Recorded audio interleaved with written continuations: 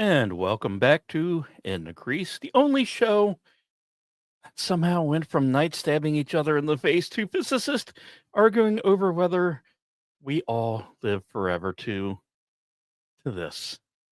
Now, if you joined us last time, you'll remember episode 69, the exoplanet gold rush, where we kind of asked a big question: what happens when humans turn the cosmos into real estate? And I know we might have had one or two mining jokes, maybe a Minecraft reference or two, and probably a lot of hidden innuendo about drilling because, come on, episode 69. But tonight, we're going to step into something maybe a little bit stranger. Because if you believe the right whispers, humanity didn't need to wait for Elon Musk or Jeff Bezos or the next NASA budget crisis to go interstellar.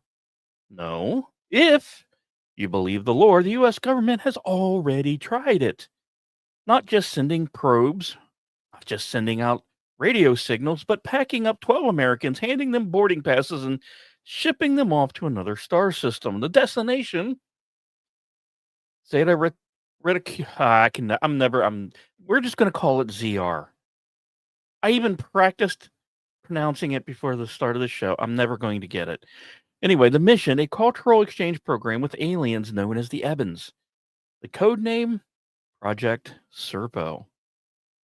Now, it sounds like a botched X-Files cold open, right? Shadowy corridors, black SUVs, a manila folder sliding across the desktop with the words top secret stamped in red ink. And yet, this isn't just television. This is a real conspiracy legend. And it first surfaced not in the 1960s, not even in the UFO panic of the 80s, but in the wild, wild west days of the early internet, with a single leak, a handful of classified documents, and before long, every UFO forum, late night talk show, and basement with AOL dial up modems buzzing about a human alien exchange program hiding from the world. Now, it's basically the Cold War meets a bad road trip movie. 12 Americans leave Earth, only 8 come back. Critics call it implausible. But here's the real hook. It isn't just a Roswell spinoff. It's a story with layers, government secrecy, internet mythology, and our very, you know, human desire to believe in something bigger than ourselves, even if that something is, aliens teaching us how to run better desert irrigation systems on a planet that sounds suspiciously like something in Nevada, but it has 2 suns. So tonight we're going to try to break it down, not just the legends, not the leakers, not just the supposed mission, but why, believe it or not, why it matters and why, hoax or not, Project Serpo refuses to die. So go grab your blackest, deepest, nastiest coffee you can find. Make sure your FOIA request forms are filled out, and you might want to have a flashlight handy for when the men in black cut our power mid episode. Now, if you want to understand why Project Serpo exploded the way it did, you got to rewind the tape and set the stage. By the early 2000s, the UFO world was kind of a bit of a slump. The glory days of Roswell were half a century behind us. What had once been a dazzling mystery, a rancher's field littered with strange debris, whispers of bodies whisked away under armed guard, had calcified a bit into more of a cliche. Roswell wasn't a revelation anymore, it was a punchline. Town, well, now it has UFO museum, alien themed dinners, and plastic green men on parade floats. And for the true believers out there, that kind of commercialization felt a bit like betrayal. The sacred had become quiche. And then, of course, there was Majestic 12 back in the 1980s. Those top secret documents had been hailed as the missing puzzle piece, proof that secret cabal of scientists and generals had overseen alien contact. But by the 1900s, serious researchers had torn them apart. Signatures, no, they didn't look like they matched. Formatting sort of didn't match. One memo had a typeface that literally didn't exist in 1947. The so called smoking gun turned out to be a bit of a jammed Nerf blaster. Meanwhile, the much hyped Disclosure Project of 2001 promised to break everything wide open. Stephen Greer gathered hundreds of supposed insiders, pilots, radar operators, military officers. Their testimony was all dramatic: lights in the sky, craft that could outmaneuver jets, spaces when alien tech was reversed engineered. For a moment, it seemed like history was about to pivot. Press conferences were held, cameras flashed.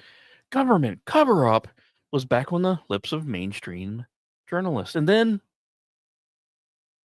silence.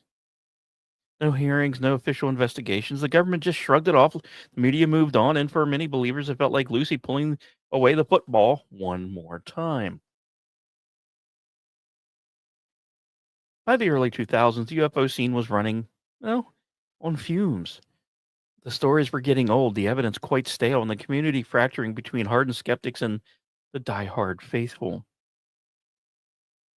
But there was a new arena entering the game: the internet.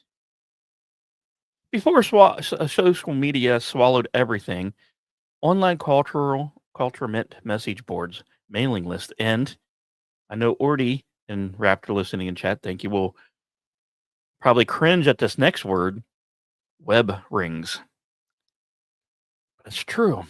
Above Top Secret became the gladiatorial arena for conspiracy theorists. Open minds drew the more scholarly crowd. Websites like Serpo.org would later spring up just to catalog the leaks.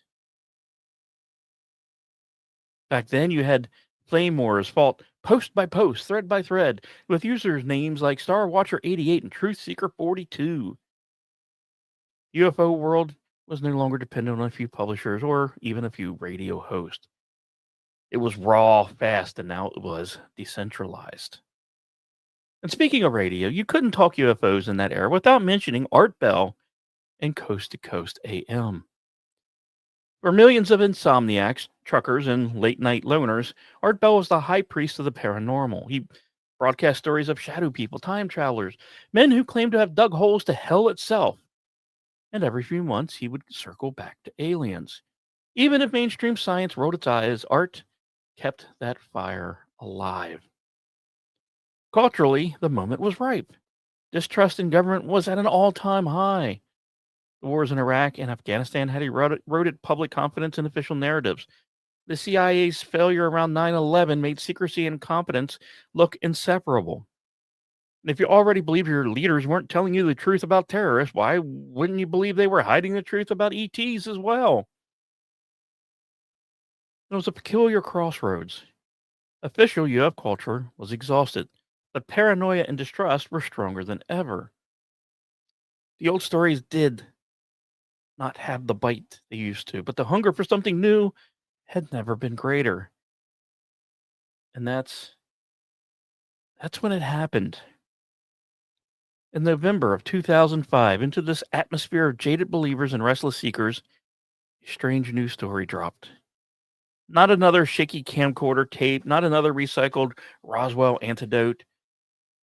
What landed in boxes across the UFO community was something different. It wasn't a saucer in the sky. It wasn't a blurry photograph. It was a set of emails. Plain, simple, digital. And yet, inside those emails was a story outrageous enough to reignite the entire UFO world. A story that claimed the United States government had once done the unthinkable, packed up a dozen of its own citizens, strapped them into an alien craft, and sent them on a 13-year trip to another star system.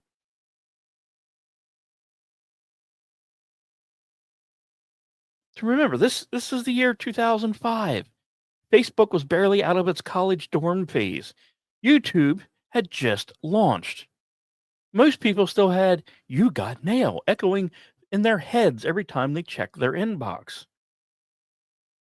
And tucked inside of one of those inboxes was a man named Victor Martinez. Martinez ran a modest email group, essentially a mailing list of UFO enthusiasts. It wasn't flashy, no logos, no website banners, just a bunch of true believers swapping stories, speculation, and the occasional "You won't believe what my neighbor saw over Phoenix last night." And then one day, Martinez's group received something different. A new participant who signed only as anonymous began posting long, detailed messages, not grainy photos, not campfire rumors, but what looked like official government memos. Anonymous claimed to be a retired employee of the Defense Intelligence Agency, the DIA. If true, this wasn't your cousin's fishing buddy who swore he saw lights over a cornfield. This was someone who claimed to have worked inside the machinery of U.S. intelligence. Someone with access. And what Anonymous laid out was a story so audacious, so cinematic, that it immediately sets keyboards clattering around the UFO world. Now, the claim itself was simple. In 1947, Roswell wasn't just a crash site, it was first contact. Surviving extraterrestrials, beings later nicknamed the Ebens, established communication with the U.S. government. After years of quiet negotiation, in 1965 an exchange was arranged. 12 American military specialists would be taken aboard an alien craft flown across the stars and live for 10 years on the Evan homeworld. The destination? A planet called Serpo in the ZR system, 39 light years away. 12 left, 8 came back. The others, well, 2 died on Serpo and 2 chose to stay behind, choosing never to return to Earth. It was a kind of story that hit every button at once. You got the continuance of Roswell. You have some Cold War secrecy, human bravery, interstellar adventure. Let's face it, it read like an Arthur C. Clarke had been hired by the Pentagon to write a new story. And the details. Oh, the details. Anonymous didn't just spin a yarn. He sent entire packets of supposed mission logs, briefing notes, technical descriptions. They all read like paperwork from some secret NASA program crossed with a bit of a Cold War spy novel. List of personnel, descriptions of equipment, notes about training, reports on Serpo's climate, its thin atmosphere, its twin suns. There were even logistics about the trip itself, how long the journey took, what food was packed, how the Evans steered the ship, and whether or not you believed that documents had the cadency of bureaucracy. It was jargon heavy, acronym laden, sometimes tediously specific, or as we like to call around this parts, real. And that was the hook. Because by 2005, the UFO world was jaded. People had seen enough shaky VHS tapes of lights in the sky. What they wanted was paperwork. They wanted government stamps. The sense that this wasn't just folklore, but classified truth. And Anonymous delivered that aesthetic perfectly. Now, of course, the skeptics immediately noticed problems. The documents contradicted themselves, the dates didn't line up. The math was off. The distances to ZR was botched in ways any astronomer could spot. But that wasn't enough to kill the story. It actually kind of fueled it because to true believers, messy details was a feature and not a bug. Real government leaks are never neat. They're often full of typos, redactions, and half truths. The very inconsistency made the document feel more authentic. So within weeks, the story went from an email chain curiosity to something akin to wildfire. It started to spread to the big forums. It got its own dedicated websites. Researchers like Bill Ryan, who would later co-found the Project Camelot, picked it up and ran with it. And of course, once Art Bell's Coast to Coast AM touched it, Serpo had officially entered the bloodstream of modern UFO culture. What was a handful of emails had all of a sudden become a global phenomenon. And once Anonymous dropped his payload in the Victor Martinez's email list, the ripple effect was immediate. The story didn't just sit in those inboxes, it migrated, it multiplied, it metastasized across the early internet. The first big stop was above top secret. For those who never spent sleepless nights on conspiracy forums, ATS was the arena where believers, skeptics, and the perpetualist curious duked it out. Every UFO photo, every 9/11 theory, every blurry Bigfoot track got uploaded, dissected, and argued over until the mods would lock the thread. When the Serpo documents hit ATS, the place lit up. Thread after thread filled with speculation. Some posters were treating it like gospel, printing out PDFs, highlighting passages, connecting dots to Roswell and MJ12. Others tore into it line by line, calling out all of the inconsistencies. But whether you thought it was revelation or nonsense, you were talking about it. And not only helped make it spread more. From there, it would spill into other forums, Open Minds, UFO Casebook, the Rinse Network.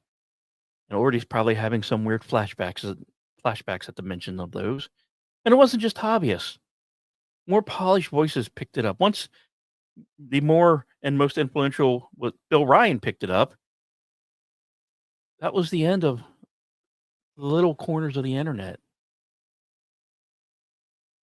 Every leak, every memo, every scrap of supposed testimony. Bill Ryan gave the story a central hub, a place where curious outsiders could binge on quote unquote official Serpo files without having to dig through half broken forum threads. And of course, as we've mentioned before, if you were awake at 2 a.m.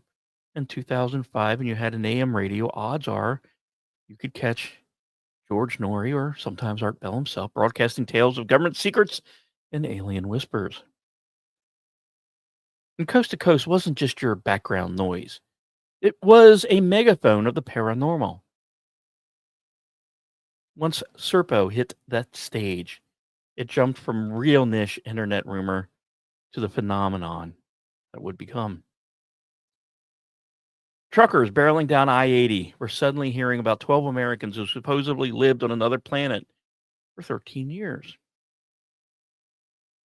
And all of a sudden it went from just a story to something more akin to mythos.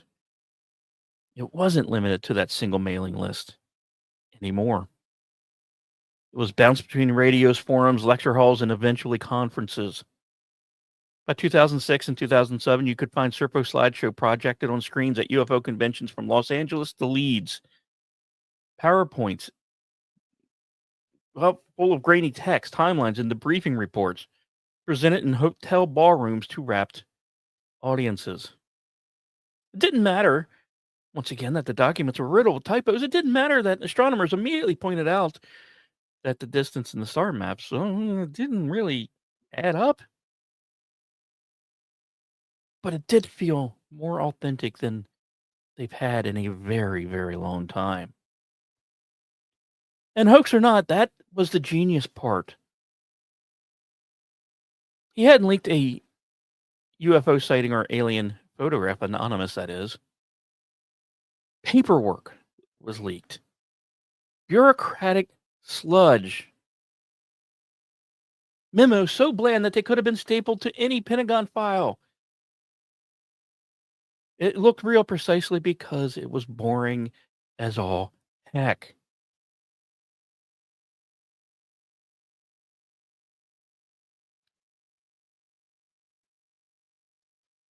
And the more it spread, the more believers filled in the blanks.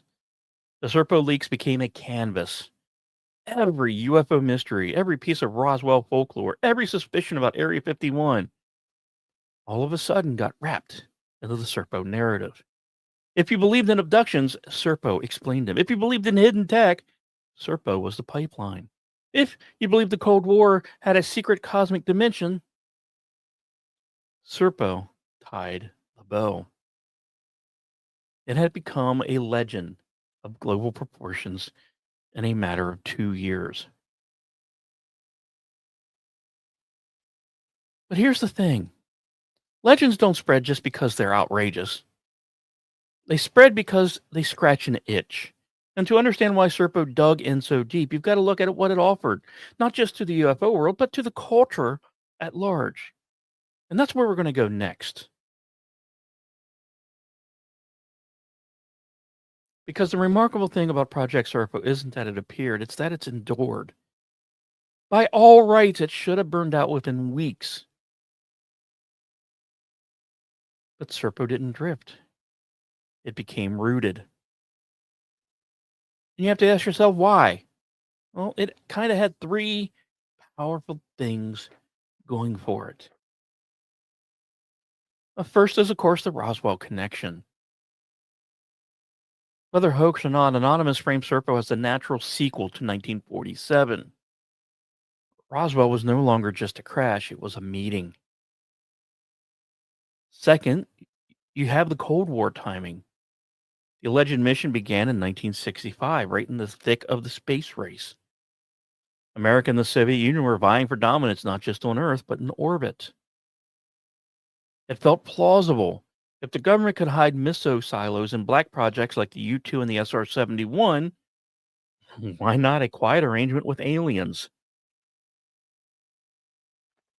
And third, and perhaps the most important one, was the aesthetic of authenticity.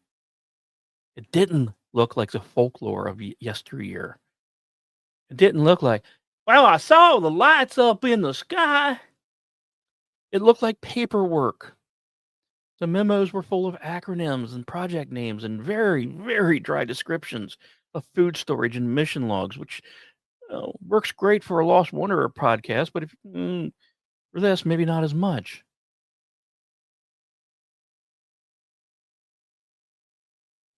So even within the UFO community, researchers like Stanton Friedman dismissed it as junk. But the true believers, those very flaws reinforced the sense that it was a leak. Real government documents aren't perfect. They're messy, and they often contradict themselves to no end. All tied in with the early 2000s as an age of eroding trust. With the wars in Iraq and Afghanistan exposing how intelligence could be easily manipulated, how governments could spin or hide the truth, people became primed to believe in secrets, especially ones that government would never admit. And thus Serpo was the perfect story for that climate. And so by the end of the decade, Serpo had taken on its life of its own.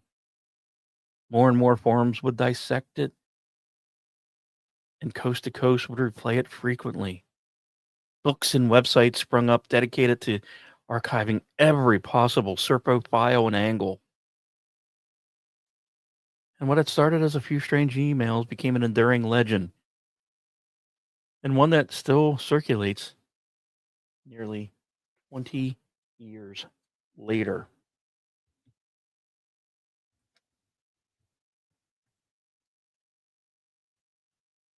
So, if you believe the Serpo files, the whole thing began not with little green men knocking on the door of the White House, but with a negotiation, one that allegedly stretched from the wreckage of Roswell in 1947 well into the heart of the Cold War. The story goes that after the crash, one surviving being in Ebens stayed behind. Communication was thus established. Slowly over the next decade, a plan took shape, not just observation, not just study, but exchange. A human delegation would be chosen to live on the Ebens homeworld, learn their ways, and in return, the Ebens would share their knowledge with Earth. And by the mid 1960s, the paperwork was done because government moves that slowly. The mission was approved, the stage was now set. And according to Anonymous, 12 Americans were selected. Not astronauts, not jet set test pilots, but a hand picked team of specialists. 6 men, 6 women, military backgrounds, trained in medicine, linguistics, engineering, biology, and even psychology. They weren't there to plant flags, they were there to survive, to adapt, and to observe. And it reads a little bit like a casting sheet for the world's strangest reality show. A doctor to treat wounds, a linguist to bridge the gap, a soldier to hold the line, and a biologist to catalog the unknown. And the more I read this, the more I understand SG1. Not heroes, not celebrities, not public figures, just 12 names buried in a file folder and their identities never to be revealed.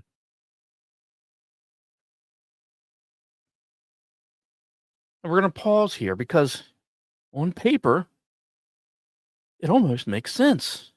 If you were designing an exchange team, this is what you'd want: a cross section of practical skills, resilience, and adaptability. But this is also where the story starts to wobble. In 1965, NASA was still flying the Gemini program. We hadn't even landed on the moon. Our understanding of long duration space travel was still primitive at best. Life support systems, radiation shielding, even the basics of deep space navigation were still the stuff of chalkboards and prototypes. And yet the Serpo files claim 12 people were casually prepped for a 13-year mission to another star system. Now, no training logs have ever surfaced. No names have ever been confirmed. No families have ever come forward decades later and say, my mother disappeared in 65 and the Air Force told us never to ask. If you're counting red flags, that could be your number one. Still, Anonymous lays it out with the confidence of a government brief. The training, he said, took place in extreme secrecy, most likely at facilities in New Mexico. Candidates were supposedly quarantined, indoctrinated, tested for psychological stability. They knew they would never return the same, if they would even return. Then came the launch. The file describes Holloman Air Force Base as the departure point, early July of 65. Under desert heat, in the shadow of the San Andreas Mountain, an alien craft allegedly touched down on U.S. soil. Not a flying saucer buzzing treetops, but a coordinated landing under military supervision. Witnesses? None were officially recorded. Evidence? None that have survived. One by one, the 12 boarded. One small step for man, one giant leap into the unknown. There was no ticker tape parades, no television broadcast, just 12 shadows walking into the belly of a machine no human engineers had built, trusting it would carry them to another world. Now think about that for a moment. If it happened, remember, if it happened, if you're, depending on which side you lean on this, what would it have felt like? The rumble of alien engines beneath your feet, if they even did rumble. The suffocating awareness that you were leaving Earth not for a week, not for a year, but for a decade. 12 strangers bound together not by choice, but by assignment. 12 chosen, 12 vanished, 12 ghosts in the record. And then silence. The Ebens craft lifted away. No official documents, no press releases, not a trace. By all normal measures, the mission never existed. But in the Serpo story, this was just the beginning. Once again, July 1965. Now, here's a bit of a counterpoint. Holloman Air Force Base does have a rich UFO history. In fact, in 1964, a year before the alleged departure, a famous film was supposedly shot there showing an alien craft landing and officials greeting it on the runway. The footage has never resurfaced, but the rumors of the Holloman landing have persisted for decades. So Anonymous didn't pluck Holloman out of thin air. He anchored Serpo to an already existing legend. And I have to admit, that's a touch of clever storytelling, if nothing else. Now, if for the 12, the files say they were volunteers, but with limited understanding of what they were walking into. They had been told the trip would last 10 years. In reality, they wouldn't return until 1978, 13 years older, battered by a planet that wasn't Earth. But we're skipping ahead here. So for now, picture this 1965, America is passionately watching the space race on television. Gemini astronauts are orbiting Earth. Engineers are dreaming of Apollo, and behind closed doors, if you believe the Serpo files, 12 anonymous Americans are leaving not for the moon, not for Mars, but for another star system entirely. It's a story that sounds impossible. It's a story that sounds absurd, and it's a story that, if true, should have rewritten history overnight. But you have departure, disappearance, and silence.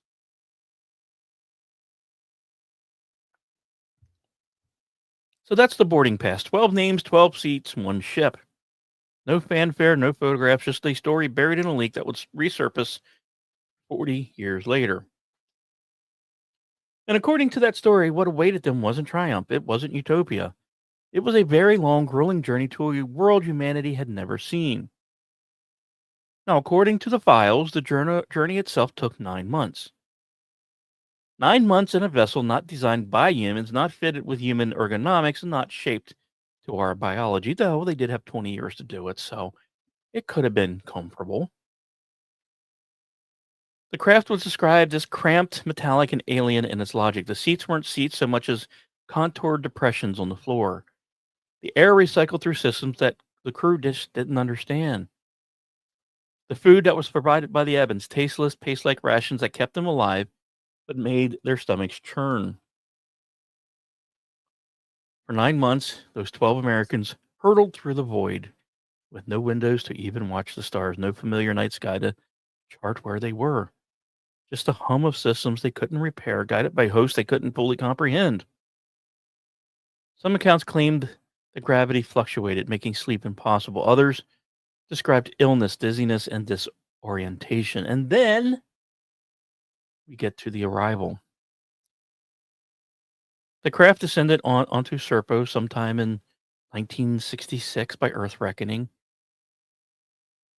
But the minute they set foot on alien soil, the very concept of time began to slip away. Serpo, they would report, was a harsh world, roughly Earth-sized, but with a thinner atmosphere. Breathing was, of course, possible, but it was labored. Just like trying to hike at high altitude every moment of every day. The sun, or rather in this case, the suns, bore down relentlessly. For Serpo orbited a binary star system, two blazing lights in the sky, one larger, one smaller, creating a perpetual glare. Daytime was apparently oppressively bright, and night never truly dark. The landscape stretched in shades of ochre and rust, vast deserts, scrubland, distant mountains shimmering under the twin suns. What little vegetation there was seemed hardy, scrubby, adapted to the more dry heat. And according to the files, much of the surface was barren, a place more suited for survival than exploration. And the heat. Did I mention the heat? Records claim the temperature hovered uncomfortably high, draining energy, forcing the Americans to shelter whenever they could, as water was scarce, rationed very carefully, and drawn from alien wells and reservoirs. So it wasn't an alien paradise, it was more of a hell. It was something stranger, a place that was sort of survivable enough to remind them every moment that they just didn't belong. Now, their host, of course, welcomed this. Anonymous, or welcomed them. Anonymous described them as small, thin beings with elongated heads, large eyes, and leathery skin that handles sunlight with ease. They seemed unfazed by the heat in the thin air. I mean, let's face it, for the Ebens, this was home. For the humans, it was an endurance test. Food became an immediate problem. The Ebens, of course, were good hosts and provided rations, but the taste was alien and nutrition strange. Their bodies would reject the foreign diet, and at times they relied on what little food they had carried from Earth, rationing it carefully until eventually they had no choice but to adapt. Illness, exhaustion, disorientation, these were the first impressions of Serpo. Now, we're going to pause in here because the skeptic in us has to step in. Because the way that Anonymous describes Serpo, it sounds a bit like we're in Orty's backyard. Sounds a little bit like places in Nevada. Endless deserts, vision goes wonky. Maybe you see two suns instead of one. That keeps it very hot and thin air at, the higher plateaus. There is something almost convenient about that description. If you wanted to invent an alien planet in 1966, you might just paint New Mexico red and call it extraterrestrial. But even here, this is why it's stuck. It wasn't crystalline cities floating in some amazing, glorious clouds. It was oceans of liquid methane or jungles of impossible beasts. Serpo sounded plausible, familiar enough to imagine, alien enough to be intrigued by it. And yet the files say there was all, too. Standing under twin suns, watching the horizon glow, not with one sunrises, but with two. Feeling your shadow stretch in strange directions because light came from two angles at once. Yes, it was survival, but it was also wonder. The Americans were giving living quarters, primitive by our standards, not houses, not barracks, but simple shelters near Ebon settlements. Communication was halting at first. The Ebens, of course, had their own language, more tonal, sing-songy, unlike anything on Earth. The linguist in the team began slowly mapping it, but in those early months, it was gestures, drawings, trial, and error. Day and night would be blurred. The rotation of Serpo didn't match Earth's. Their circadian rhythms eventually broke down. Sleep became irregular. Timekeeping equipment failed. According to Anonymous, after about a year, many of the 12 had lost track of how long they'd actually been on the planet. And then came the first casualties. Now, the files claim that two members of the team died within the first years, one from illness, unable to adapt to Serpo's environment, and another from an accident, with details being very vague, but often described as an equipment mishap in the harsh terrain. So 10 now remained. 10 trying to keep faith, to keep discipline, and to keep sanity. The file suggests that despite these hardships, there were moments of connection. They did describe the Ebens as welcoming and even nurturing. They treated the humans not as captives, but as the guests that they were. Children would approach them without fear. Food was actually shared, shelter was offered. For all the apparent alien strangeness, there was a bit of human hospitality. Still, the sense lingers in every line of the leak. Serpo was no Eden. It was survival. Every breath, every meal, every step was a reminder that this was not Earth.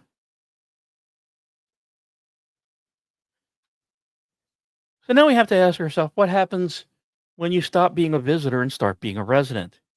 Now, if Anonymous is to be believed, the Americans quickly discovered that survival was only the first test. The harder challenge was life on Serpo, not for a week, not for a year, but for what was supposed to be a decade. It really did sound utopian at times. They lived without money, without crime, without the annoying competition of human politics. Everything was communal, everything was shared. If one Evan ate, everyone ate. If one needed shelter, all worked to provide it. It sounds like a form of communistic Amish backyard. But through the eyes of the Americans, it was still alien in more ways than just a language. Imagine trying to explain ambition, ownership, rivalry, only to be met with blank stares. The Evans file claims just didn't understand those concepts. And of course, the Americans would set cataloging the strange society. Days were filled with surveys, mapping terrain, collecting samples. Hold on to that note. Making notes about Evan customs. Linguists worked tirelessly to build a translation framework. Communication improved slowly, but it was really never perfect, as the language was tonal, fluid, and full of sounds that humans' mouth would struggle to reproduce. Even after years, they never mastered it completely. And of course, as always, you have time, because the Serpo day didn't match Earth's rhythms. Longer rotations, harsher cycles of light and heat. The Americans, of course, tried to keep to Earth hours, making days and nights on wristwatch or charts, but as weeks stretched into months, their schedules unraveled. Anonymous claimed that after only a few years, most of the Americans had lost track of Earth time entirely.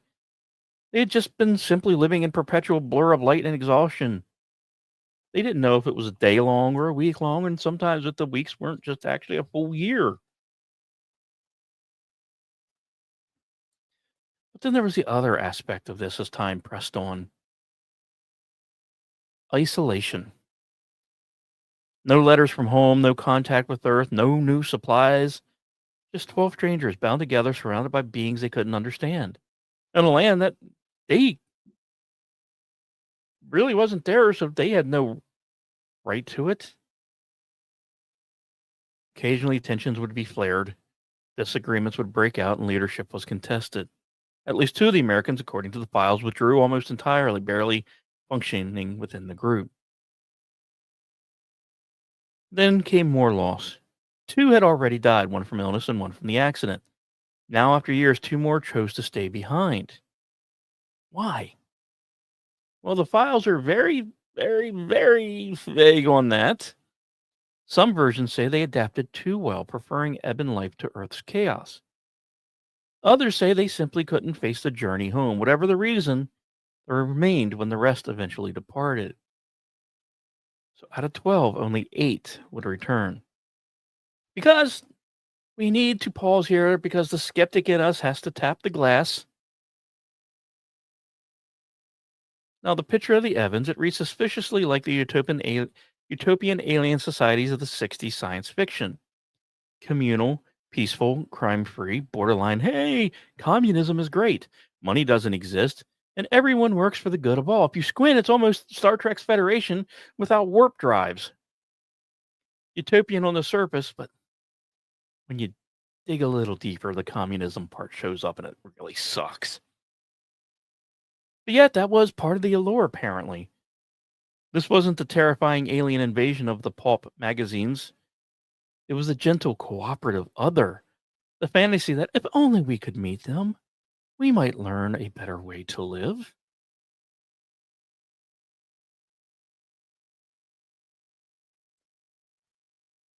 You also had another issue that would crop up: discipline. The files describe the Americans as soldiers first, scientists second, guests third. They kept logs. They conducted experiments. They buried their dead. They endured. For more than a decade, they endured. Discipline, survival, but slow unraveling. In the end, life on Serpo was not a grand adventure. It was a long exile, a trial of endurance under the alien suns. And when the time came to leave, only 8 were left to make that journey. So the story of Serpo, if you believe it, ends not with triumph, but with return. 1978, 13 years after departure, the mission was over. The Evans kept their promise. A ship was provided, the survivors were loaded aboard, and the journey back had begun. But think about what that meant. Americans had lived on Serpo longer than some of them had lived outside of military service. They had buried 2 teammates under alien suns. They had watched 2 others chose to stay behind forever. Only 8 were making the journey home. And of course, that voyage took months. This time, the alien ship wasn't a marvel, it was a tomb. The rations again were bland and alien, the conditions cramped and stifling. The Americans were already gaunt, weathered, their bodies adapted awkwardly to Serpo's thin air and heavy heat. Some of the files do suggest the voyage home was worse than the one out. The excitement that they had on the way there was now gone. The novelty also gone. Only fatigue, illness, and the knowledge that Earth might no longer feel like home. And when they landed, Earth was not the same planet they had left behind. In 65, America was full of optimism. Gemini capsules in the air. Lyndon Johnson was in the White House. The Beatle had just played the Ed Sullivan Show. When they returned in 1978, the world had shifted under their feet. The Vietnam War had scarred the nation. Watergate had toppled a president. Elvis had left the building. Disco now ruled the charts. Home computers were creeping into offices. Even the uniforms had changed. The slang, of course, had changed. The entire texture of culture had changed. For the Serpo 8, it might have felt like stepping back into another alien world. And of course, there was no welcome home parade, no headlines. According to Anonymous, the return was handled in complete secrecy. The ship touched down at a secure location, most say somewhere in the American Southwest, though some versions also point to Holloman again. Military handlers met the crew, hustled them into isolation, and immediately began the debrief.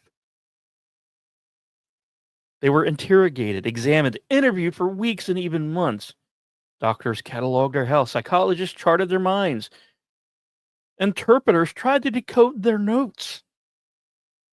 They wrote and dictated thousands of pages of testimony. The reports, if real, would be extraordinary. The crew described Serpo's climates in painstaking detail. They even estimated the Ebens population at roughly 650,000. They spoke of the technology, efficient, almost elegant in its blending of biology and energy production, but oddly underdeveloped in other areas. There was no advanced computing, no complex machinery, no weapons beyond the tools of hunting. In a way, a contradiction and a suspicious one, because interstellar travel, but no concept of a clock? Faster than light journeys, but fumbling with mathematics that high schoolers on Earth had already mastered? It was as if the Ebon world was equal parts futuristic and Stone Age, a mirror of the utopian alien tropes from mid 20th century science fiction. And once again, on paper, it really did read a bit like paradise.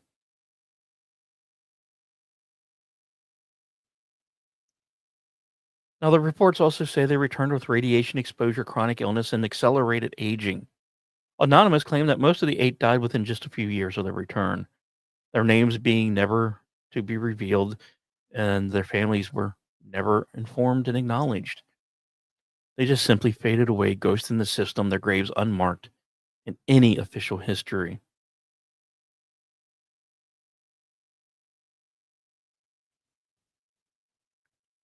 The tale of struggle to readapt to Earth's gravity, Earth's food, and Earth's time cycles were also there. They also tell of depression, of sleeplessness, of utter disconnection. The 8 could never fully return to their old lives. How could they? For 13 years, they had been cut off from everything human. So the debrief wasn't just about extracting information. It was about breaking the silence, letting the survivors spill out the weight they carried.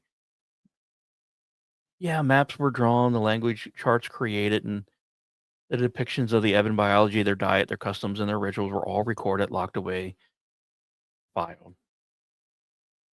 And then nothing. Now, this could be considered one of the most haunting details of it all. From 1978 until 2005, not a whisper of Serpo escaped. No leaks, no memoirs, no deathbed confessions, nothing.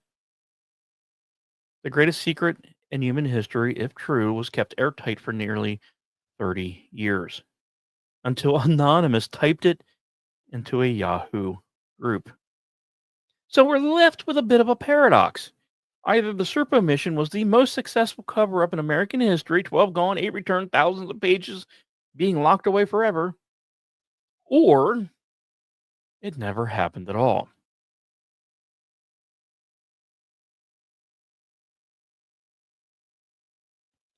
But the mission isn't the end of the legend, because once the files appeared online, once the story went public, that's when the real battle began. The battle over the evidence, over hoaxes, and over why people wanted to believe. We'll talk about that in the next act, but for now, we're going to take a bit of a longer break than normal. Stand up, stretch your legs, pour another cup of your blackest coffee. Maybe, check your email, see if you got any inbox with classified attachments, etc., and etc. When we return, we'll sift through the files, separate the fakes, and then watch the fallout.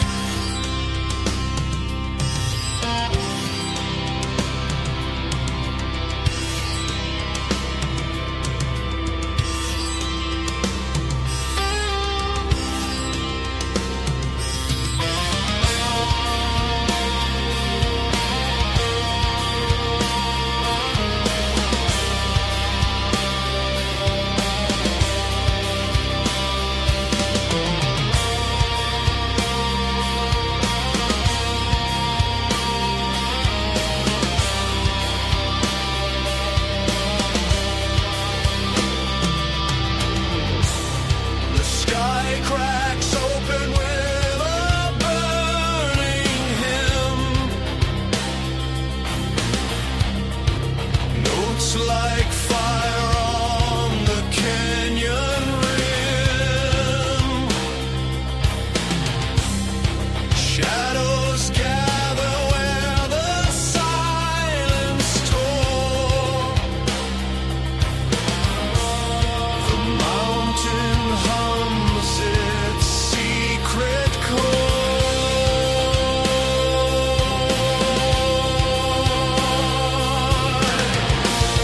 The mountain hums its secret chord. The lights descend, the veil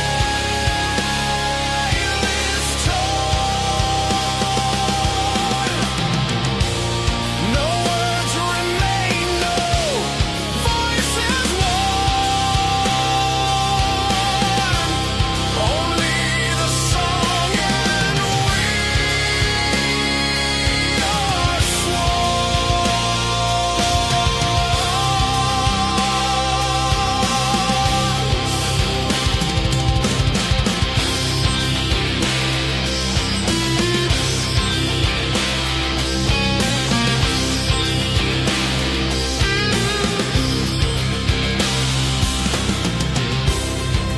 figures waiting by the blinding door.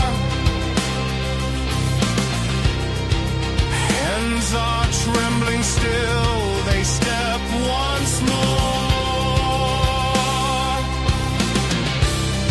12 are chosen and the bargain made. Names erased, but the promise stays.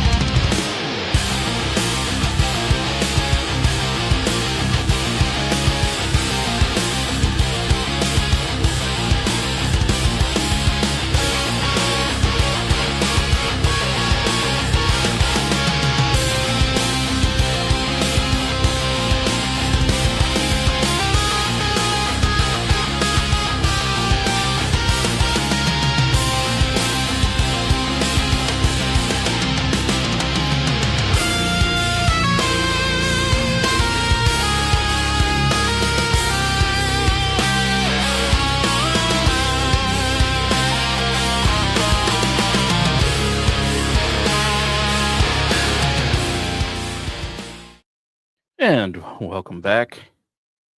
Now we're going to move from the story itself. So let's look at the evidence, or at least what passes or passed, depending on your view of this, or evidence. Because Serpo wasn't just a campfire tale, it wasn't just a late night radio rumor, it came packaged in a way that gave it power. Not as photos, not as recordings, but files, documents. And in the world of UFO lore, that makes all the difference.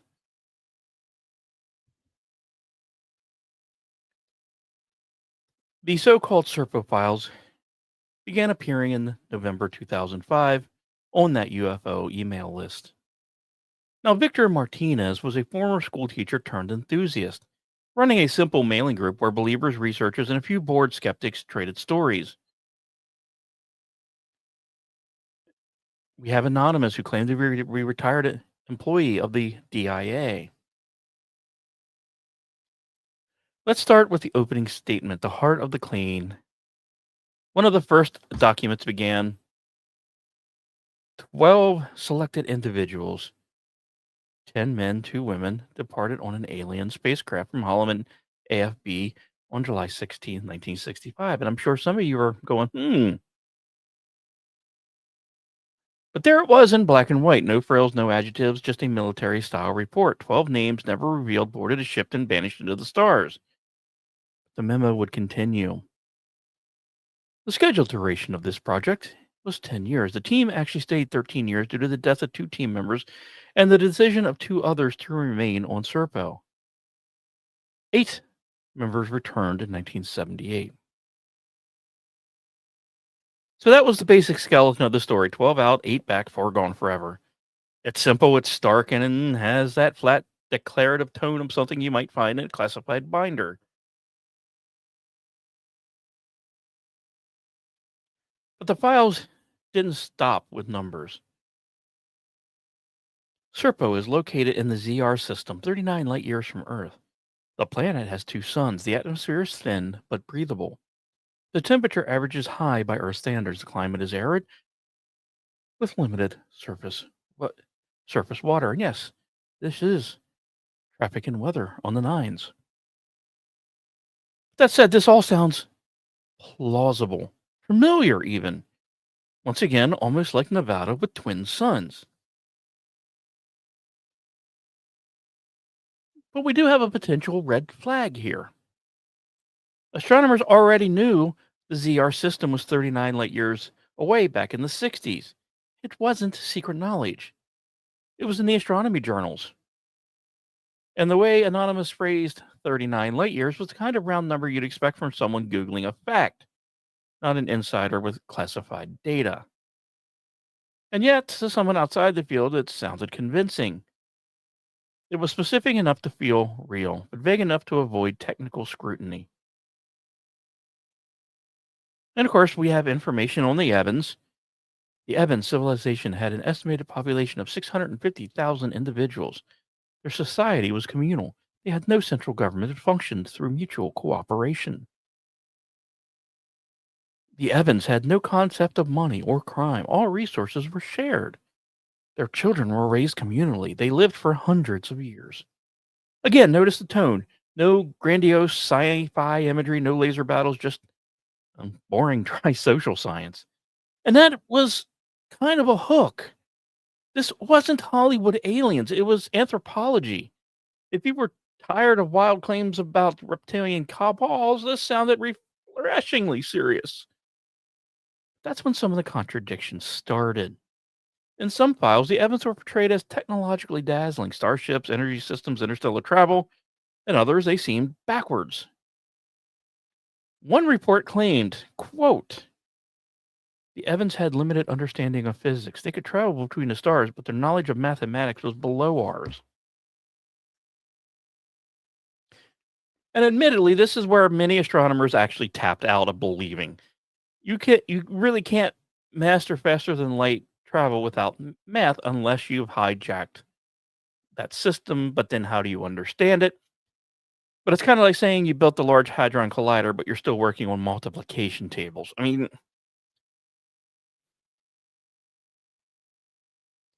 but some believers would argue that maybe the Evans technology was more biological, instinctual, and something beyond our equations. Maybe, absolutely plausible. Or maybe it was just storytelling, painting aliens that felt both wondrous and yet humble all at the same time.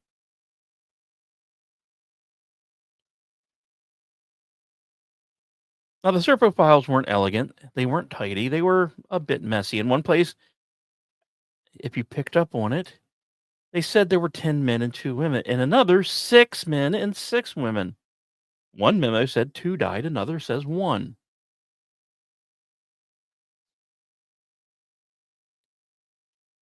The very flaws are what made it authentic. An anonymous knew the right beats to hit: a specific date, a real location, a neat structure, a utopian alien society. It was a story that looked bureaucratic, felt plausible in a Cold War era, and carried just enough contradictions to seem maybe it was, too messy to be a fake. But we're gonna have to look at the cracks in the story. ZR was well studied in the 60s. Anonymous presented absolutely, really nothing new. If this was real, you'd expect star charts, orbital data, and something beyond thin air, hot climate. Instead, we got a sci-fi Nevada. No name has ever been leaked, not a single missing in action record tied back to 1965. Now, admittedly, you can hide a lot, and it is feasible to erase 12 people completely, but still, especially before the age of computers. The scientists, especially the physicists, laugh at the limited math, but somehow have mastered interstellar travel. And these weren't scanned documents, they were plain emails, typed text, no headers, no seals, no formatting consistent with declassified material, just words anyone could have written in 2005. And once again, it all felt like Star Trek Federation stripped of any warp drive. So, in other words, Serpo files walked, talked, and quacked like science fiction, but wore the costume of a government memo. So, why did it work? Well, documents are only half the story because once the files hit daylight, the community fractured. Believers rallied, skeptics pounced, forums exploded, conferences split.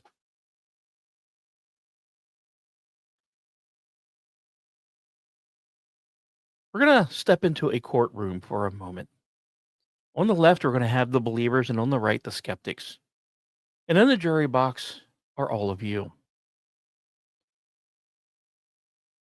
We will present the believer's case, why we should believe.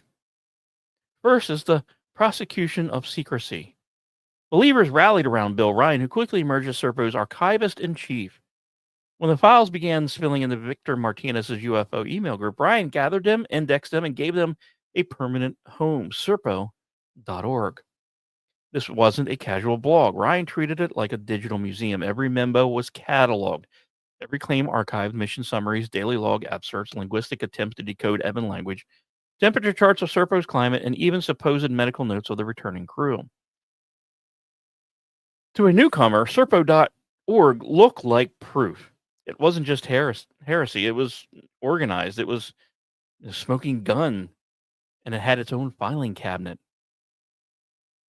And Ryan didn't stop there. Along with Kerry Cassidy, he launched Project Camelot, an outlet dedicated to interviewing whistleblowers and piecing together the so-called truth the government wouldn't tell you. Serpo became one of Camelot's cornerstone cases. Then there was radio. George Norrie and sometimes Art Bell himself gave Serpo airtime.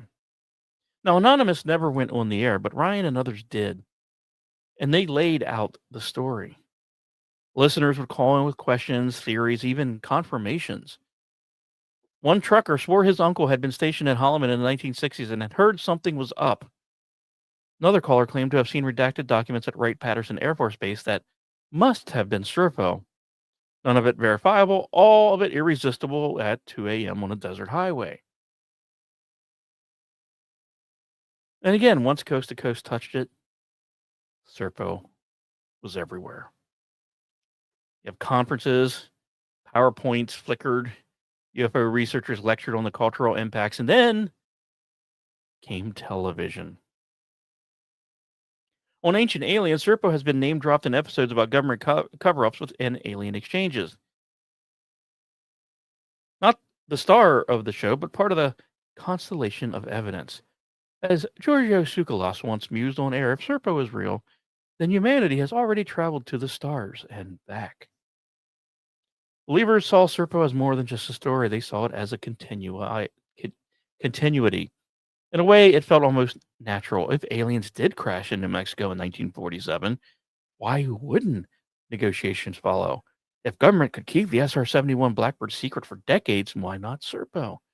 If the NSA could spy on the entire internet without telling Congress, why not an alien exchange program? As one believer put it on a UFO forum, the very fact that Serpo sounds unbelievable makes it believable. The government never admits the easy stuff. It's always the insane stuff they bury deepest.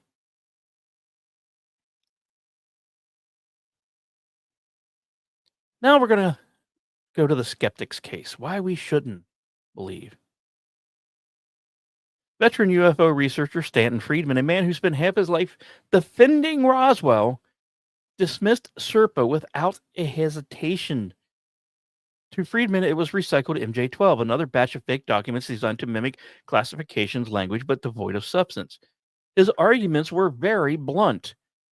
No names of the crew, no death certificates, no obituaries, and no families coming forward.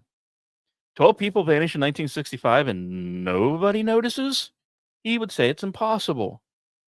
And of course, astronomers will pile on too. The Serpo files described ZR as 39 light years away, and that was accurate, and that was the problem. It was exactly what you could have read in a 1960s astronomy magazine. There should have been a little bit more raw data than just that. There was no advanced knowledge, nothing you would expect from people who had allegedly been there. And the contradictions. Let's not forget the contradictions. Some files said 10 men and 2 women, others said 6 men and 6 women. Some files have 2 dying, others have 1.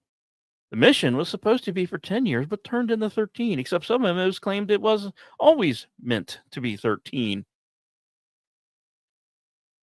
Now, in a courtroom, you may call this perjury, and UFO lore, it's Thursday. But it's the most damning blow that came from physics. One file claimed the Ebens had a limited understanding of physics. They could travel between the stars, but their knowledge of mathematics was below us. And that's the sticking point for me and for scientists. You don't master interstellar travel while flunking algebra.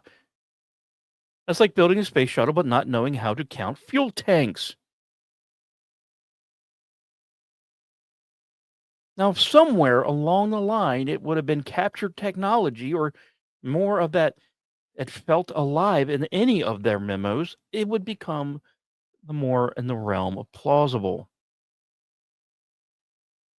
One blogger would sneer at all of it, saying this isn't disclosure, it's fan fiction with acronyms.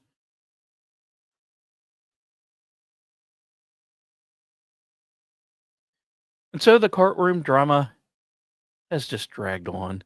On above top secret, threads stretched for hundreds of pages. Believers combed the files for hidden codes. Skeptics tore in the typos. Fights broke out. Moderators would lock threads. New ones opened, and the cycle would repeat itself. At conferences, the split was visible. Believers showed slides of Serpo evidence in earnest detail. Skeptics sat in the back, shaking their heads, muttering that the field was embarrassing itself. Even on the great coast to coast, the divide was sharp. One night, a Serpo advocate laid out the mission as fact. The next night, a physicist laughed it out of the studio. If 8 Americans came back from another planet in 1978, then I want to see their social security numbers, he would say. The battle never resolved. Believers saw skepticism as proof of cover-up. Skeptics saw belief as proof of gullibility. And along the way, no one would budge. So the split has boiled down to this. We want to believe. Because Serpo ties directly in the Roswell, the documents are boring enough to feel real, and secrecy is the rule, not the exception. To the we shouldn't believe crowd, the astronomy is recycled, the files contradict themselves, and there's no paper trail, no names, no families, no graves. Now, of course, Mulder would lean to the I want to believe, and Scully would say, then show me the evidence. And the verdict is none. The jury is still hung. The trial has never ended. Belief, doubt, and division. And it's kind of funny that Serpo case didn't unite the UFO world, it split it in two.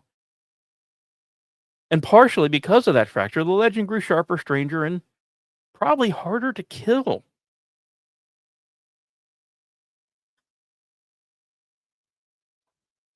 So, mentioned it briefly. Television just couldn't resist. On History Channel's Ancient Aliens, Serpo made cameo appearances in episode after episode about secret contact programs. For the show producers, it was always irresistible. Government secrecy, Cold War paranoia, aliens who weren't just visiting Earth, we were visiting them. And in documentaries on UFOs and disclosure, Serpo was often included in montages of classified projects, nestled somewhere safely between Area 51 and Project Blue Book. And by the 2010s, Serpo had crossed the hell dimension that is the YouTube ecosystem. Explainer videos with ominous music and pixelated graphics racked up millions of views. God, I would dream of that.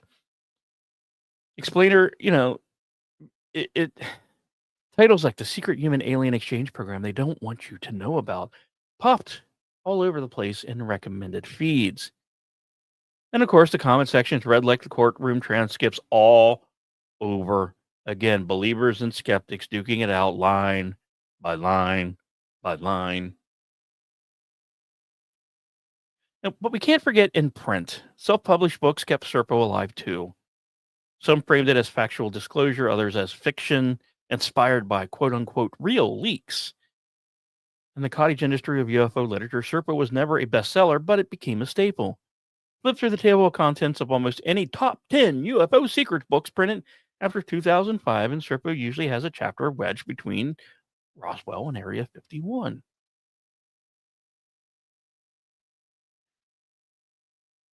So, why does Serpo refuse to die when so many other UFO tales have largely collapsed? Now, we have to be honest here. First is continuity. It wasn't a free floater. It latched directly on the Roswell. By presenting the Ebens as survivors of 1947, it gave believers that bridge that they needed. Roswell wasn't just a crash, it was the beginning of what would become a decades-long relationship. Second, plausibility. Serpo didn't promise crystalline cities or alien empires. It promised a desert planet with thin air, two suns, and a communal society. It sounded strange, sure, but survivable. In a way, it was boring, and honestly, it's the boring part that actually makes it more believable and more plausible. And third is the timing. As it landed in 2005 at the height of public distrust, the Iraq War had exposed government deception. The Patriot Act had expanded surveillance. People were primed to believe their leaders hid world shaking secrets. It really was a perfect storm of Cold War secrecy blended with post 9/11 paranoia. And people were probably wondering why I did this show directly after 9/11. But Serpo was never just about aliens, it was about us.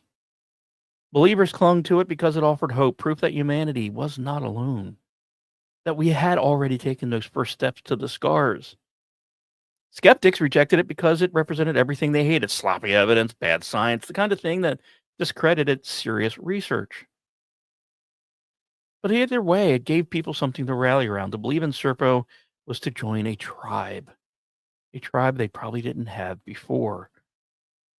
To debunk Serpo was to defend rationality. It wasn't just a story, it was an identity marker.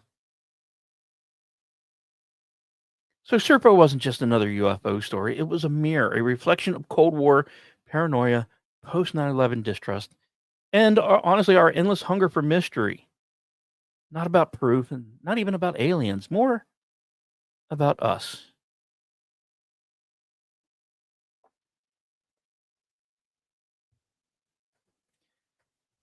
So we have spent the better part of this episode, hopefully not boring you to death. Hopefully it's been entertaining.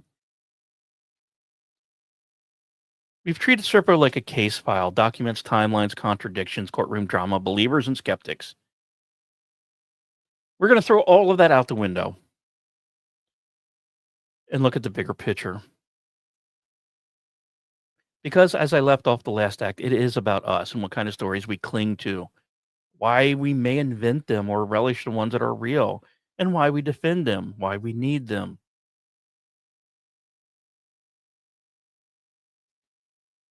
We have stories like Atlantis.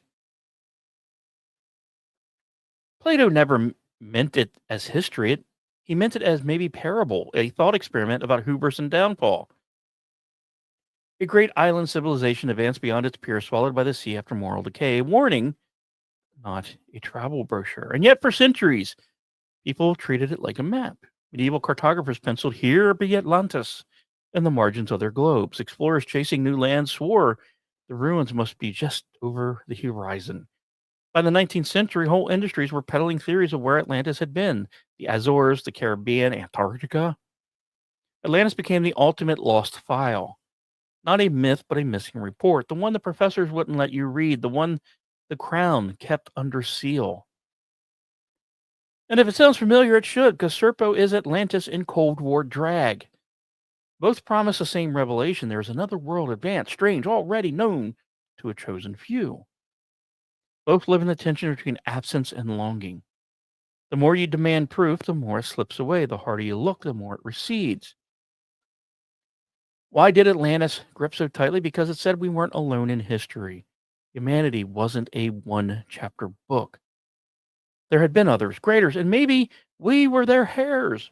Believe in Atlantis was belief that our roots ran deeper than textbooks admitted. And if we're being honest, Serpo offers that same seduction that our story isn't confined to one pale blue dot. That in 1965, before most of us were born, barely, a chapter was added in secret. Humanity already walked under twin suns. We don't want to be the first generation fumbling toward the stars. We want to be the second or the third, the inheritors, not the pioneers. And for the believers of Atlantis, Serpo is just another sea. And there's plausibility in both. And that's what makes the story of Serpo interesting. And let's shift from the sea to the soil, to Europe's fairy lore. I know, going in a really weird direction, but trust me on this. For centuries, villagers told of neighbors snatched away into the mounds, the woods, the hollow hills. Some returned, many didn't, and those who came back were changed. They spoke of strange food, meals that filled their mouth but never touched their stomach. They spoke of time slipping into the future. A night in the fairy realm turned into years at home. They spoke of a kind of glamour, enchantment that lingered long after, leaving them restless, othered, not quite right. Now put that next to Serpo. The Americans, if you believe the files, could never stomach Evan food. It made them ill. They rationed what they carried until it was gone and forced themselves to adapt. They lost track of time. Their watches failed. Their suns gave no rhythm, and their earthborn bodies slipped out of sync. And I am sorry, Orty. They returned not 10 years later, but 13, aged, weary, changed in ways no doctor could ever pin down. Even the exchange is a bit of a parallel. In fairy lore, when someone is taking, a changeling might be left behind. Balance is restored. In Serpo, 12 go, 8 return, 4 are left in the other world. The numbers are neat, mythic. That's loss accounted, but not erased. And we've done shows on this on ITC in the past. When a child disappeared, why a man came home from war hollow-eyed, why some seemed touched by forces you could not see. Serpo sort of explains the modern unease, why governments lie, why secrets linger, why history feels incomplete. In the end, they serve the same need to turn silence into story, absence into accounting. And once again, I am not saying any of this is wrong, that we shouldn't believe it.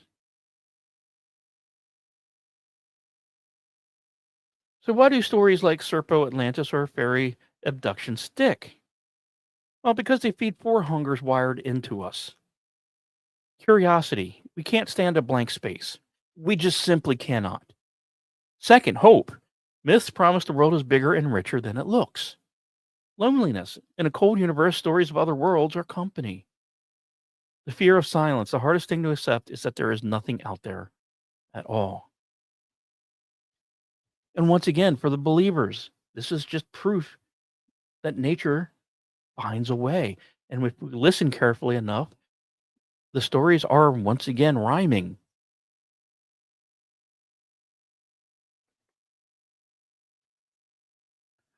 Now, we don't believe stories like Serpo because they're airtight. We believe them because they scratch the four hungers that we carry everywhere. And until the stars answer with a more definitive answer that's firmer, we're going to keep scratching at it. I mean, we've looked at the files as a bit of evidence, and we've debated them as courtroom exhibits, but we have to ask a different question. What if the real weight comes from what it represents? We have 12 as an archetype.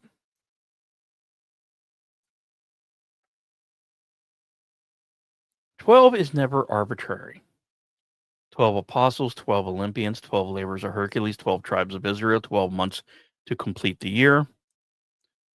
12 signals wholeness, completeness, a cycle fulfilled. And that kind of makes Serpo expedition feel archetypal, even if it was completely accidental. These weren't just 12 soldiers or scientists. Symbolically, it was a dozen souls carrying humanity itself across the stars.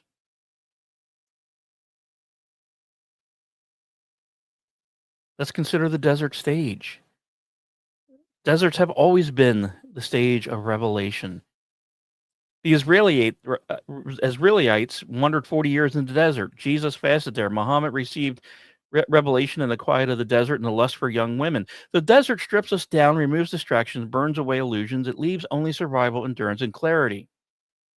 And yes, that was a shot. I don't care. But placing Serpo in a desert, the myth makes the mission an ordeal, not paradise, not utopia, a crucible. So Serpo wasn't just any planet, it was the perfect stage. Harsh enough to test us, familiar enough to feel plausible and possible, yet secret enough to resonate. Then we have the exchange, not conquest.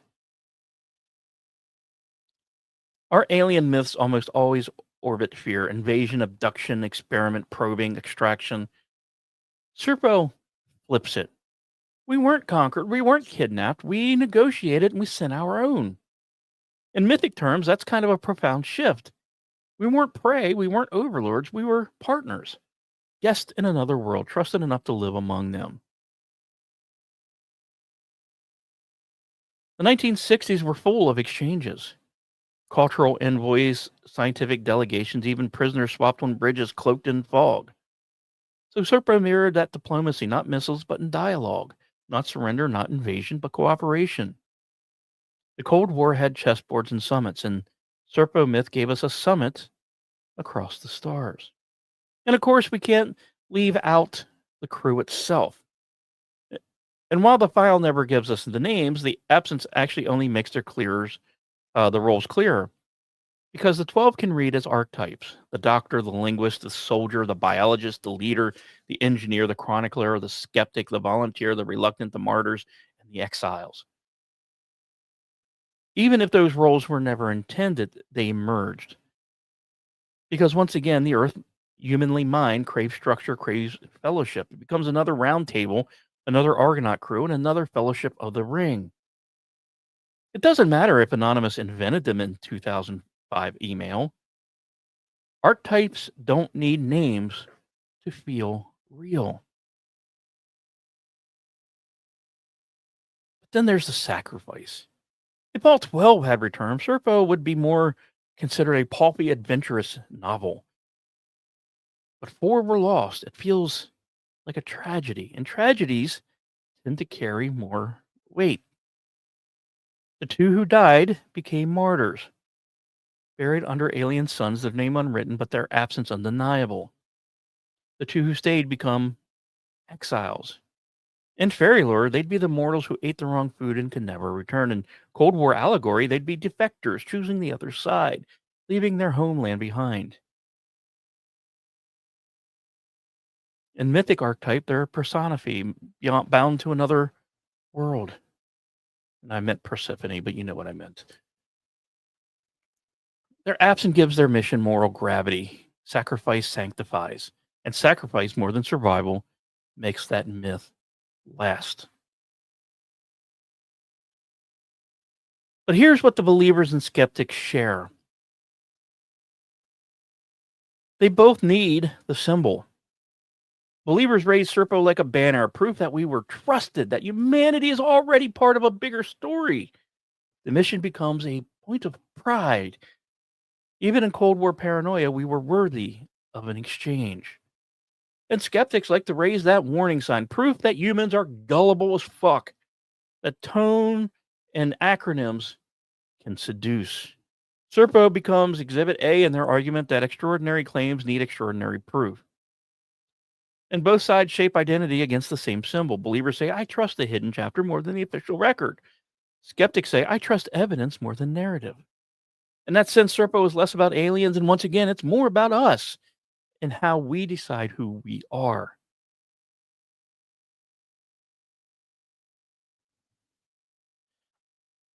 But maybe the real use of Serpo, not as evidence, but maybe as a rehearsal. What would we do if invited? Could we endure? Could we adapt without conquering? Could we return without boasting about it. We practice in fiction that we hope one day to perform in fact. Atlantis taught us to beware of pride. Fairy tales taught us to respect the other world. And Serpo teaches us to imagine diplomacy across light years.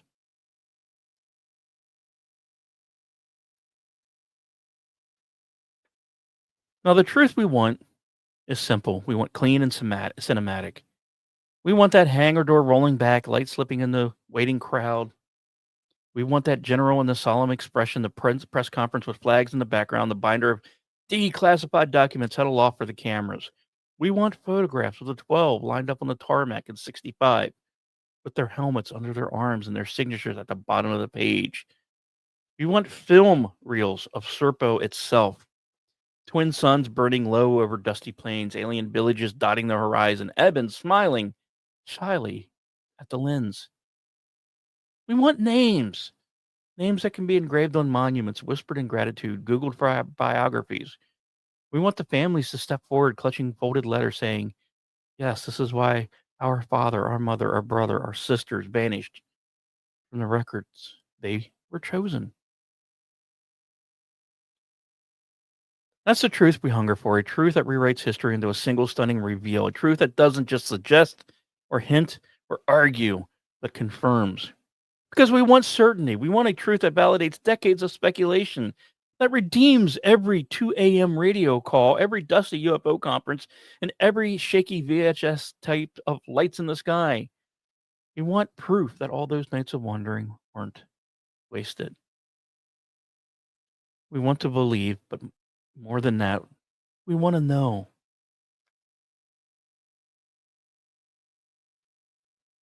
Just imagine the movie trailer for the actual disclosure.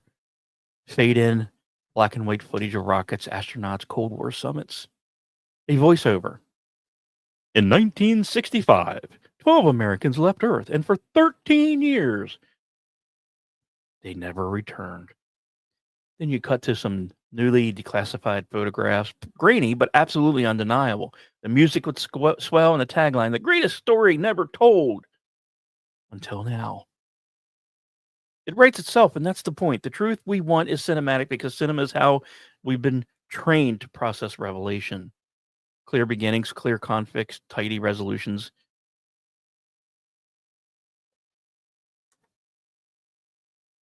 Just think about how many times we waited for the big reveal. Hell, Juxtaposition wouldn't have, 120 episodes if we didn't want the big reveal? The JFK file, surely the missing pages would explain Dallas. Did they? The Roswell declassification, surely the Air Force would admit to saucers. They didn't. It was weather balloons, crash dummies, and half measures. Even the Pentagon UFO videos, surely the military would confess to alien craft. Some have, some haven't. They've even managed to change the name to unidentified aerial phenomenon. More bureaucratic bullshit. And every time, the truth we want it is just sharp, definitive, and maybe with a flair of cinematic. And each time we get truth, or what we are presented as truth, it's messy, incomplete, and frustrating as hell. But yet we still come back time after time because the hunger doesn't die with one disappointment. It actually gets renewed. And Serpo plugged into that hunger perfectly. It offered a story big enough to scratch the itch. 12 gone, 8 back, 4 forever lost. A sacrifice, an adventure, a hidden chapter. And really, the only thing it's missing was the press conference.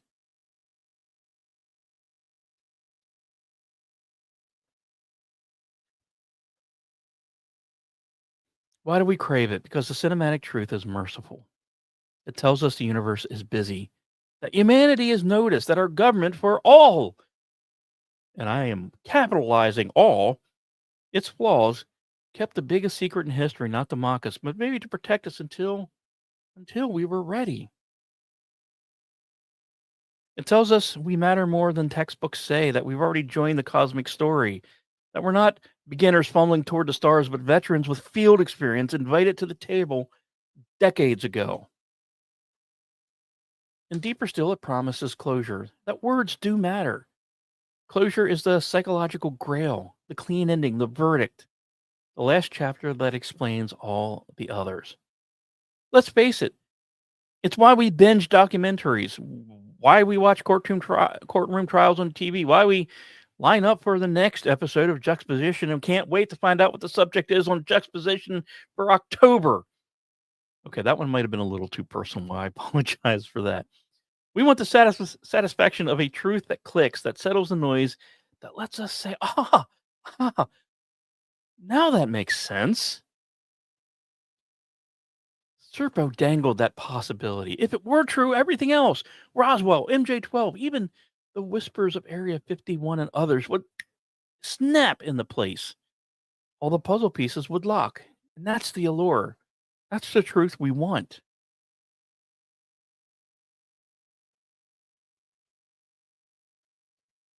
But notice that all those wants have in common. They're not about evidence. They're about, well, also feeling. We don't just want documents. We want validation. We don't just want names. We want recognition. We don't just want disclosure. We want to matter. It's no accident the story landed in 2005 when trust in government was brittle, when the wars were dragging on, when surveillance programs leaked in like shadows. The climate was primed for a truth that said, yes, they hide things. But some of what they hide is marvelous. I mean, you can almost picture it, a room in Washington, curtains drawn, a podium set behind it, officials. We know by face, but rarely by candor. One clears his throat. In 1965, we entered into an exchange program with an extraterrestrial civilization. The room would gasp, cameras would click, screens light up across the world. Teachers would pause lessons, drivers would pull over. And for a moment, the planet is united in a bit of shock and awe. And let's face it, that's the fantasy. That's the truth we want. Because it would change everything instantly. Wars would shrink, politics would pale, borders would blur. Perhaps humanity would finally see itself as one species outside of a certain religion, one tribe under one sky. But as I said, that's the fantasy. And we don't know if that fantasy has any basis of truth. And it's truth that we want, clean, cinematic, and comforting. And the truth we get is often, always something else entirely. And that's what makes some of the story feel true. With the fact that one says 10 men, 2 women, another says 6 and 6. Some say they stayed for 10, some say they stayed for 13. One says 2 died, 2 stayed behind, and other parts of it said only 1 died. Even the distances wobble. ZR is pegged at exactly 39 light years, not 38.7, not 39.3, exactly the round number you'd find in some magazine.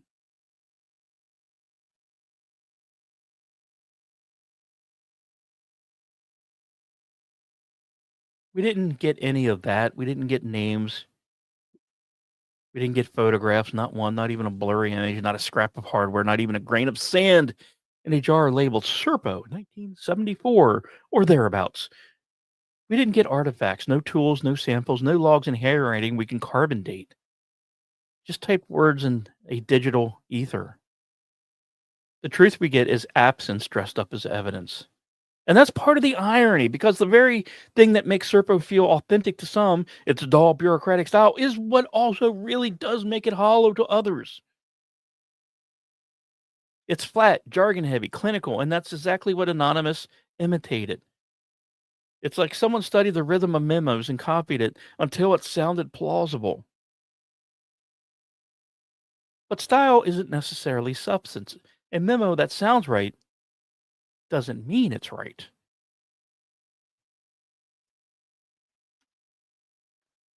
So what about government's own archives? If 12 Americans vanished in 65, surely there'd be some sort of trail. You would think. But then again, there isn't. Researchers have combed through declassified logs, FOIA requests, microfilms of military rosters, nothing. Now, of course, skeptics will say if there's no evidence in the archives, it didn't happen. And believers will say maybe the silence is the evidence. Of course it's missing. That just proves the cover up. And this is where we get into a circular battle of truth. Because unfortunately, neither side is necessarily wrong in their feeling and belief here. Silence that can mean either everything or nothing is all depending on what chair you sit in. And we get back to the truth that we get a stalemate every single time. So why hasn't Serpo collapsed under its own weight? Because the truth we do get, messy, contradictory, incomplete, is the truth that myths thrive on. If Serpo had been clean with names and photos, it would be debunked or confirmed very quickly. Done, filed away, everyone knows about it, okay. But because it is messy, it lives. And because it does contradict itself, it can't be disproven cleanly. So here we are. The truth we get is a handful of memos without signatures, contradictions without resolution, and silence from the archives. Not the cinematic reveal we wanted, not the comforting closure we dreamed of. Just mess, just noise, just enough to keep this story alive. And me chattering about for an hour and 45 minutes. And maybe that's why we're still talking about it.